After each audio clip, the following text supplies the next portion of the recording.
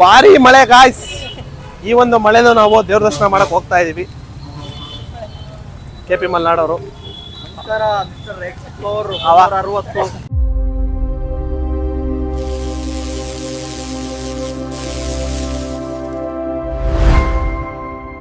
ಅವಾಗ ಸಿಗ್ತಾ ಇರ್ತಾರೆ. ಈಗ ನಾವು ಆಗ್ಲೇ ಹೇಳ್ದಂಗೆ ಜಂಬುಕೇಶ್ವರ ದೇವಸ್ಥಾನದ ಹತ್ರ ಬಂದಿದ್ದೀವಿ. ಬಸ್ಸಲ್ಲಿ ಬಂದ್ವಿ, ನಡ್ಕೊಂಡ್ ಬರ್ಬೋದಾಯ್ತು, ಬಟ್ ಆದರೆ ಟೈಮ್ ಆಗುತ್ತೆ, ಮಳೆ ಬೇರೆ ಅಂತ ಬಸ್ಸಲ್ಲಿ ಬಂದ್ವಿ. Private bus. ನೋಡಿ, ಇದೇ ಗೋಪುರ ಜಂಬುಕೇಶ್ವರ ದೇವಸ್ಥಾನದ್ದು ಎಂಟ್ರೆನ್ಸ್. ಜ್ಯೋತಿರ್ಲಿಂಗ ಅಲ್ಲ, ಪಂಚಲಿಂಗಗಳಲ್ಲಿ 2ನೇ ಲಿಂಗ ಇದು. ಜಲವನ್ನ ರೆಪ್ರೆಸೆಂಟ್ ಮಾಡುತ್ತೆ. ನಿಮಗೆ ಸಂಪೂರ್ಣ ಇತಿಹಾಸ ಬೇಕಾದ್ರೆ mister explore 360 YouTube channel subscribe ಮಾಡಿ ನೋಡ್ಕೊಳ್ಳಿ ವೀಕ್ಷಕರೇ. ಇದೇ ಎಂಟ್ರೆನ್ಸು, ನೀವು ಇಲ್ಲಿ ನೋಡ್ಬೋದು ಜಂಬುಕೇಶ್ವರ. ಬಟ್ TVK ಪಕ್ಷ ಇರೋದ್ರಿಂದ ಎಲೆಕ್ಷನ್ ಟೈಮಲ್ಲಿ ಬಂದಿದ್ದೀವಿ. ಹೆವಿ ಬ್ಯಾನರ್ಗಳು ಹೊಡೆದ್ಬಿಟ್ಟವ್ರೆ. ಇದು ಮೊದಲನೇ ಎಂಟ್ರೆನ್ಸು. ಇವರು ಮುಂದೆ ಹೋಗ್ತಾರೆ ಮೋಸ್ಟ್ಲಿ. ಅಣ್ಣ ಜನ ನಮ್ಮ ಜೊತೆ ಬಸ್ಸಲ್ಲೇ ಬರ್ತಾಯಿದ್ರು ಅನ್ಸುತ್ತೆ. ನೋಡೋಣ, ಮಾತಾಡಿಸ್ತೀನಿ ತಡೀರಿ. ಬ್ರೋ, ಟೆಂಪಲ್ ದರ್ಶನ ಯಾವ ವಿಚ್ ಸೈಡ್? ಸ್ಟ್ರೈಟ್. ಫುಲ್ ರಶ್ಶಾ? ಹಾಂ. Free slipper stand. ಫುಲ್ ರಶ್ಶಾ ಬ್ರೋ?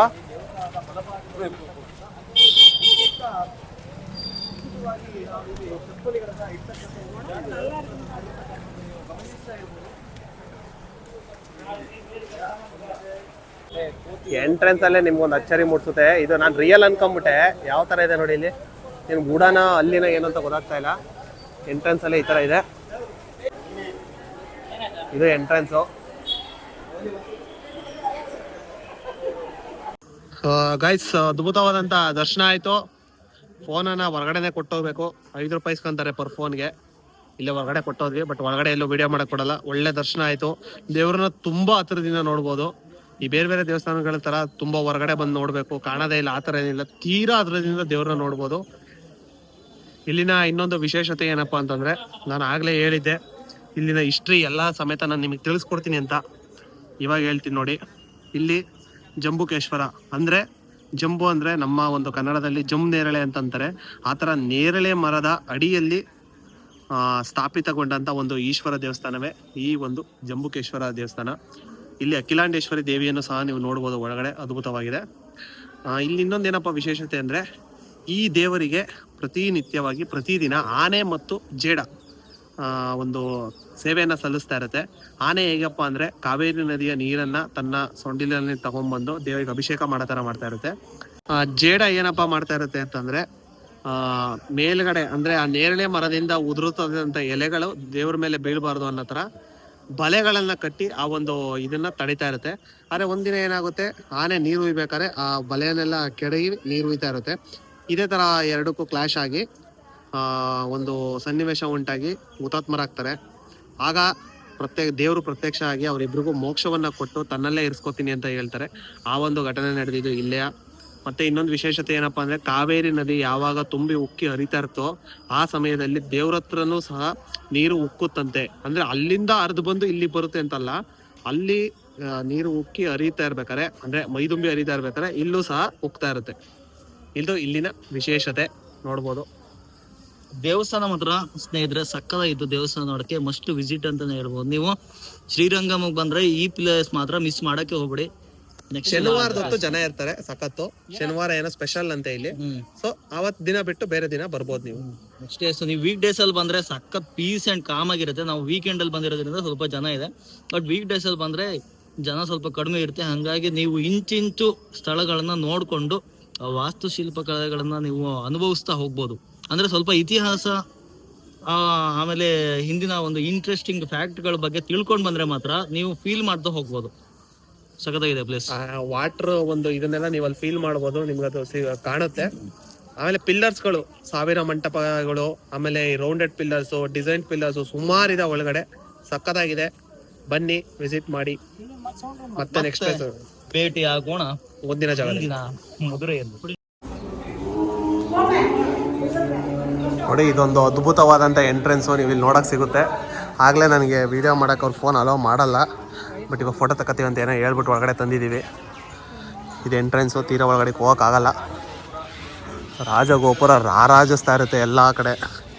ಅದರಲ್ಲಿ ವಿಭಿನ್ನವಾಗಿರೋಂಥ ವಿಶೇಷವಾಗಿರುವಂಥ ಒಂದು ರಾಜಗೋಪುರ ನೋಡಿ. ಎಷ್ಟು ಈ ವಿನ್ಯಾಸಗೊಂಡಿದೆ, ಎಷ್ಟು ದೇವ್ರುಗಳಿದ್ದಾವೆ ನೋಡಿ. ಸೂಪರ್ ಅಲ್ಲ ಗಾಯ್ಸ್? ನಾವೀಗ ತಿರುಚಿ ಜಂಕ್ಷನಿಂದ ಸಿಂಗೋಟಿ ಎಕ್ಸ್ಪ್ರೆಸ್ ಹತ್ಕೊಂಡು ಮಧುರೈಗೆ ಬಂದಿದ್ದೀವಿ. ಮಧುರೈ ಸಿಟಿ ನೋಡ್ಬೋದು ನೀವು ಯಾವ ಥರ ಇದೆ ಅಂತ. ಮಧುರೈ ಸಿಟಿ ಅಂತೂ ಭಾಳ ಕಂಜೆಸ್ಟೆಡ್ ಆಗಿದೆ ಸ್ನೇಹಿತರೆ.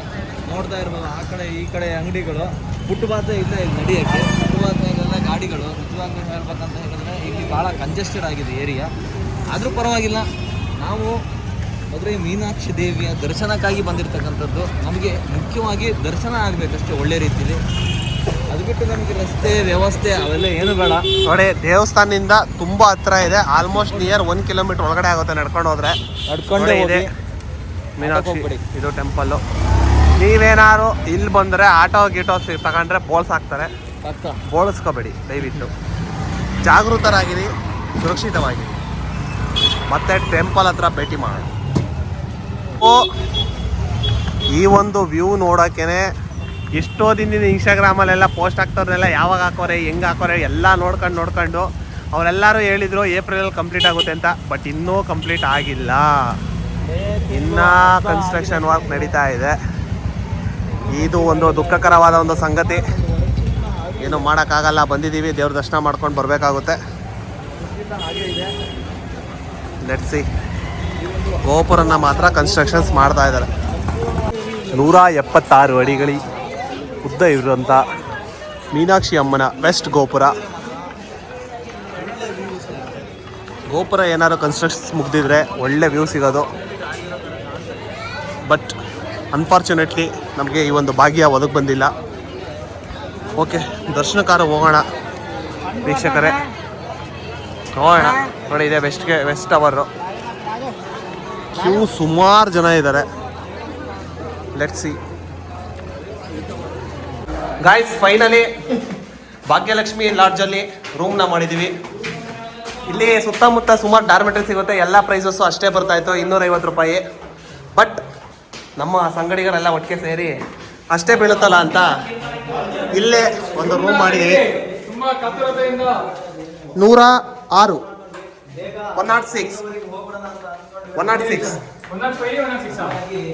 106 ಬ್ರೋ.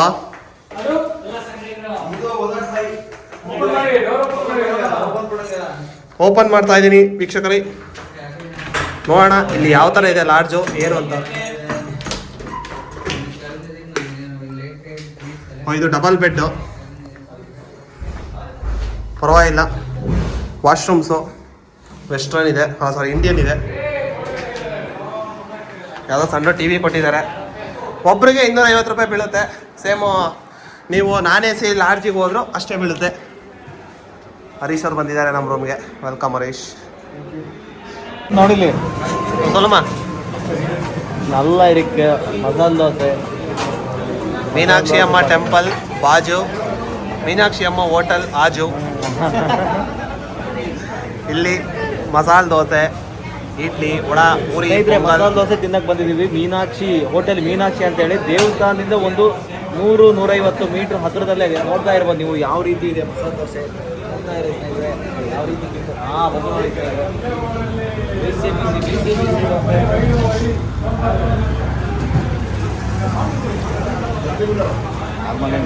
ಏನು ಖರ್ಚು ಥರ ಮಾಡಿಸ್ತಾ ಇದೆಯಾ?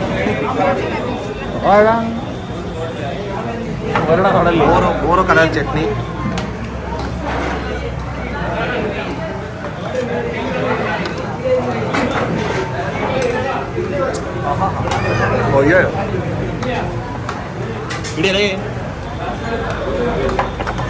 Last type of chutney. ಕೇಸರಿ ಬಿಳಿ ಹಸಿರು ಚಟ್ನಿ.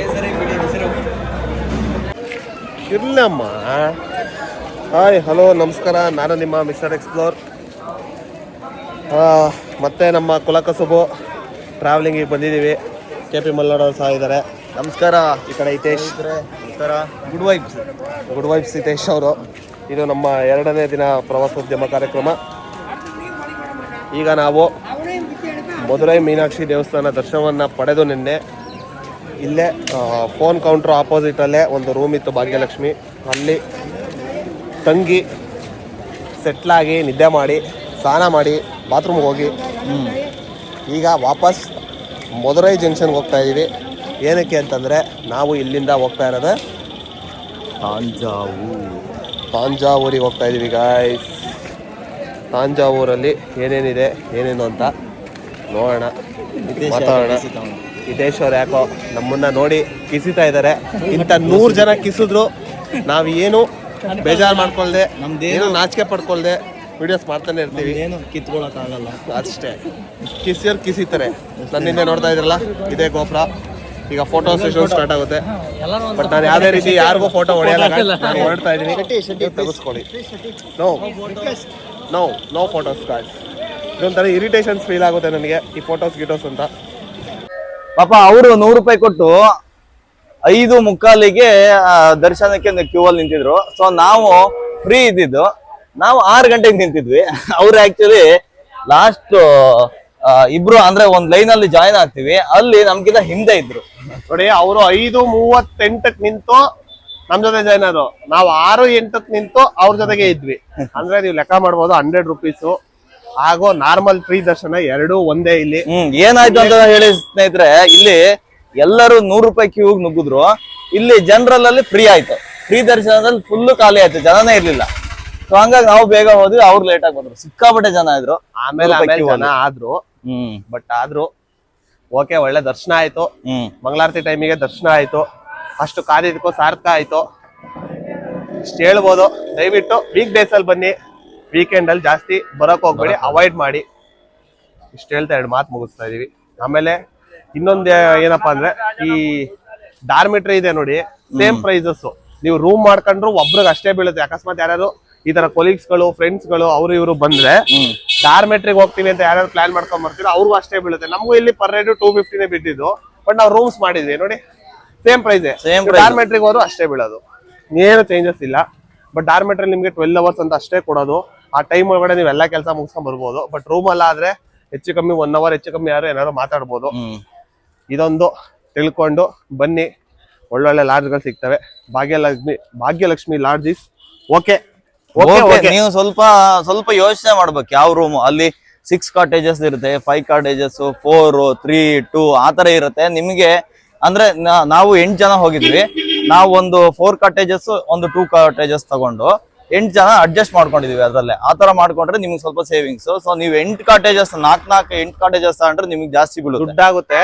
ನೀವು ಜನಗಳು ಎಷ್ಟಿದ್ರೆ ಅದ್ರ ಮೇಲೆ ಡಿಪೆಂಡ್ ಮಾಡ್ಕೊಳ್ಳಿ. ಈಗ ನೋಡಿ 4 ಕಾಟೇಜಸ್ 6 ಮೆಂಬರ್ಸ್ ಅಂದ್ರೆ ಆರಾಮಾಗಿ ಮಲ್ಕೊಬಹುದು ಅಡ್ಜಸ್ಟ್ ಮಾಡ್ಕೊಂಡು. ಒಬ್ರು ಕೆಳಗಡೆ ಮಲ್ಕೊಂಡ್ರು ಪರವಾಗಿಲ್ಲ, ನಿಮ್ಗೆ ದುಡ್ಡು ಉಳಿತಾಯ ಆಗುತ್ತೆ. ಸೊ ಆತರ ನೀವು ಅಡ್ಜಸ್ಟ್ ಮಾಡ್ಕೊಂಡು ಇರೋದಾದ್ರೆ ನಿಮ್ಗೆ 200 250 ಒಳಗಡೆ ನಿಮ್ಗೆ ರೂಮಿಗೆ ಮುಗಿಯುತ್ತೆ. ಮತ್ತಿಲ್ಲ ನೀವು ಎಷ್ಟ್ ಜನ ಇದ್ರೂ ಅಷ್ಟೇ ಕಾಟೇಜಸ್ ತಗೊಳ್ತೀವಿ ಅಂತ ಹೇಳಿದ್ರೆ ಮೇ ಬಿ ಕಾಸ್ಟ್ಲಿ ಆಗ್ಬೋದು. ಆಮೇಲೆ ನೈಟ್ ಹೊತ್ತು ಊಟ ಇರುತ್ತೆ ದೇವಸ್ಥಾನದಲ್ಲಿ. ನಮಗ್ ಸಿಗ್ಲಿಲ್ಲ, ಬಟ್ ಹೊರಗಡೆ ಹೋಗಿದ್ವಿ. ಸ್ವಲ್ಪ ಕಾಸ್ಟ್ಲಿನೇ, ಬಂದಿದ್ ಕಡೆ ಏನು ಮಾಡಕ್ ಆಗಲ್ಲ. ನೋಡೋಣ. ಮೀನಾಕ್ಷಿ ಹೋಟೆಲ್ ಅಂತ ಅಲ್ಲಿ ಸಿಕ್ತವ್ರು ಯಾರೋ ಒಬ್ರು ಹೇಳಿದ್ರು. Okay, but money not okay, heavy costly ಅನ್ನಿಸ್ತು. ಬಟ್ ಏನು ಮಾಡಕ್ಕಲ್ಲ ಹೊರಗಡೆ ಬಂದಾಗ. ನೋಡೋಣ. ನೋಡಿ ಇದೇ ರೋಡಲ್ಲಿ ಬರ್ತಾ ಇಲ್ಲೇ ತಳ್ಳ ಗಾಡಿಲಿ ದೋಸೆ, ಪಡ್ಡು, ಆಮೇಲೆ ಇಡ್ಲಿ, ವಡೆ, ದೋಸೆ, ಪಡ್ಡು ಎಲ್ಲ ಅಷ್ಟಕ್ಕಷ್ಟೇ ಓಕೆ. ಇದು ಕಾರ್ಟಿಗೆ ತಕ್ಕಂತೆ ಓಕೆ ಅಷ್ಟೇ.